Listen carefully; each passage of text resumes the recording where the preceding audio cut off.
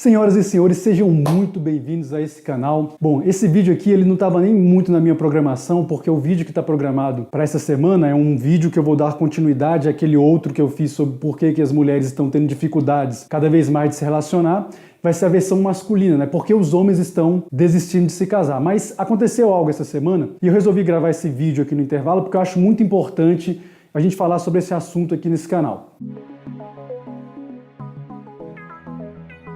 Bom, quem acompanha o canal desde o início sabe que eu não gosto de falar muito aqui sobre política, principalmente política partidária. Porque eu acho que o debate no nosso país ainda está muito rasteiro, os argumentos ainda estão muito clichês, muito chãos, as pessoas estão se agredindo de forma gratuita, então ainda está um debate muito ruim e muito pessoal. As pessoas, pela falta de argumentos, têm sempre partido para ataques pessoais. Então eu prefiro evitar ficar falando aqui sobre questões políticas, principalmente partidárias, porque os ânimos ainda estão muito acirrados e eu nem sei se tem alguma perspectiva de melhora. As pessoas não têm absolutamente nenhuma ideia a respeito do que elas estão falando, não conhecem nem os clássicos da política, livros básicos que você tem que ler, conceitos elementares que as pessoas têm que possuir se quiser discutir política, nem isso elas têm, mas você está cheio de gente aí que liga uma câmera e começa a falar, tem gente que escreve, enfim, então eu tenho evitado nesse canal debate sobre política. Eu gosto sim de discutir política, mas política com P maiúsculo, aquela política teórica que as pessoas sentam e apresentam seus modelos de Estado, seus modelos econômicos, seus modelos de regulação da sociedade e a gente debate. Agora, política partidária eu tenho evitado. Só que essa semana aconteceu uma coisa interessante que trouxe à baila um debate muito interessante para mim e é sobre isso que eu quero falar nesse vídeo aqui, rapidamente, só dando um posicionamento sobre isso. Essa semana, o atual presidente da República encaminhou ao Congresso Nacional um projeto de lei para poder regulamentar a questão do ensino domiciliar no nosso país. E para quem não sabe, o que é ensino domiciliar? Bom, de uma forma bem simples, o ensino domiciliar nada mais é do que a possibilidade, a faculdade, veja, não é a obrigatoriedade, a faculdade de que os pais ou responsáveis por crianças, se quiserem, optem por educar os seus filhos em casa ou em algum ambiente da comunidade que não seja escola. Então, basicamente, ensino domiciliar é isso, a possibilidade da criança ter aulas em casa ou mais próximo da sua comunidade, sem ser na escola, uma educação formal. Pois bem, é isso. Agora, me causa espécie, eu não consigo entender. E aí eu já não sei se é por pura oposição a esse governo, uma oposição ideológica, ou se é porque realmente o indivíduo acredita nisso. Eu não consigo entender como tem pessoas que ainda se opõem a essa ideia. Meu Deus do céu, isso não entra na minha cabeça. Gente, presta atenção, o Estado, indo na contramão do que é a tendência do poder, a essência do poder, está outorgando aos indivíduos uma faculdade e ainda tem gente que acha isso ruim. Meus amigos, deixa eu falar uma coisa. O poder, um básico sobre o poder é o seguinte, o poder, ele tende sempre a se concentrar e a ir se expandindo.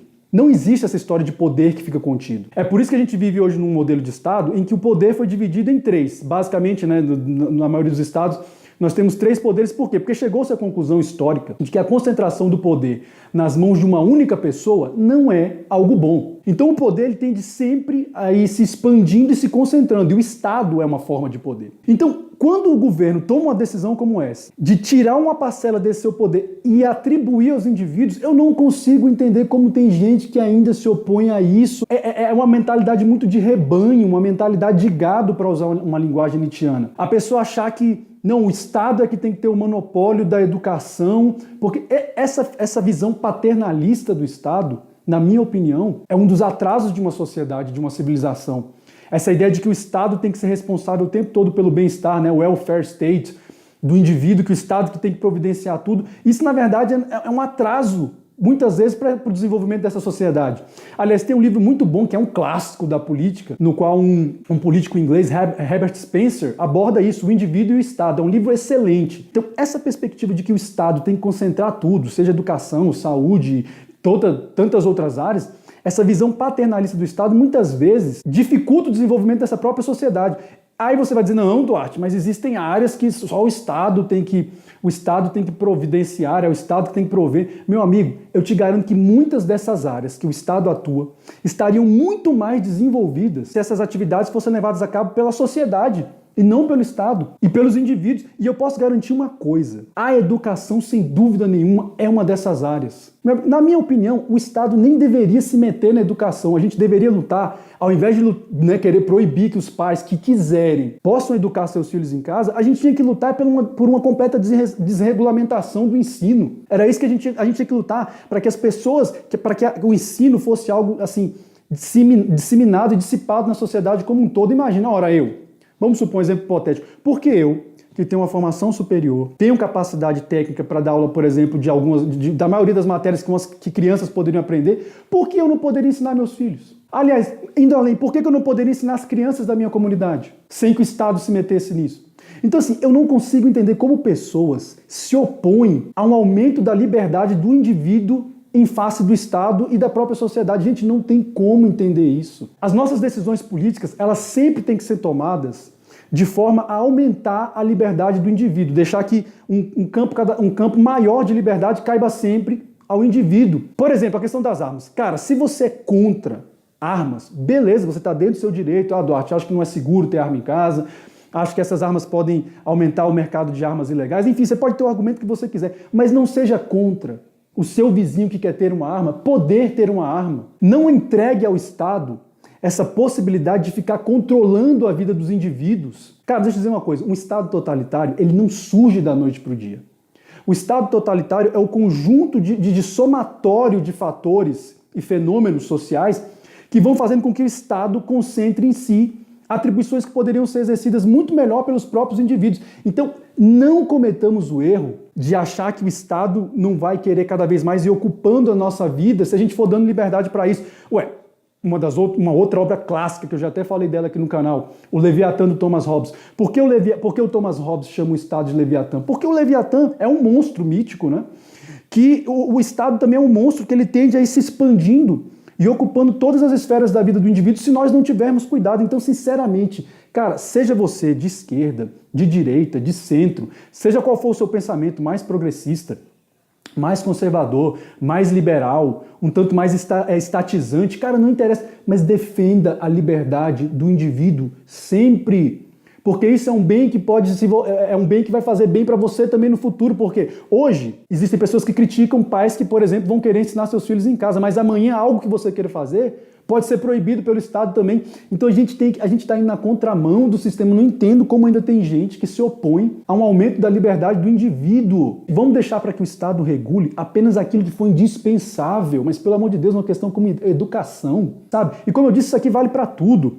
Eu, por exemplo, particularmente, eu sou totalmente contrário ao uso de entorpecentes, ao uso de drogas, sejam elas lícitas ou ilícitas. Mas eu não vejo nenhuma legitimidade para que o Estado proíba o comércio de drogas, porque é uma hipocrisia. Veja bem, nós somos muito seletivos. O álcool pode, o tabaco pode, a maconha não pode. Por quê? Qual que é a justificativa para isso? Na minha opinião, é uma invasão do Estado. E como eu estou dizendo, isso vale para tudo, gente. O Estado, ele não pode ficar invadindo a nossa esfera.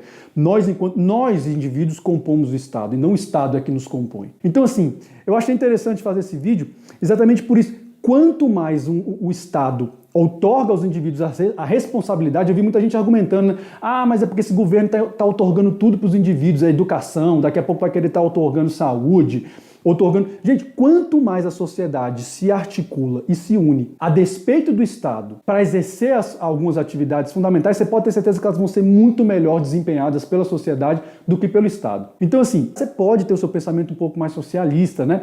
Porque eu acho que, em linhas gerais, um dos aspectos que divide muito liberais, né, pessoas que têm um pensamento mais liberal em relação ao Estado e um pensamento mais estatizante, é que eu acho que a esquerda ela valoriza mais o coletivo e a direita do pensamento político tende a valorizar mais o indivíduo. Então, seja você um pouco mais, né, estatizante ou defenda um pouco mais ali uma sociedade, né, uma social-democracia, cara, defenda sempre, sobretudo, a liberdade do indivíduo. Porque, como eu disse, um Estado totalitário ele não surge do nada. Os indivíduos vão outorgando.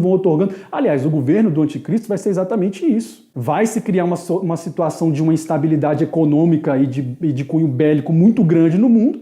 Vai surgir alguém ou um sistema, eu não sei, e vai dizer o seguinte: olha, nós temos a sociedade, nós temos a solução para tudo, confie em nós vamos resolver todo esse problema. Aí as pessoas vão olhar para ele e falar: é o Messias. Então aí já sabe, né, o que vai acontecer.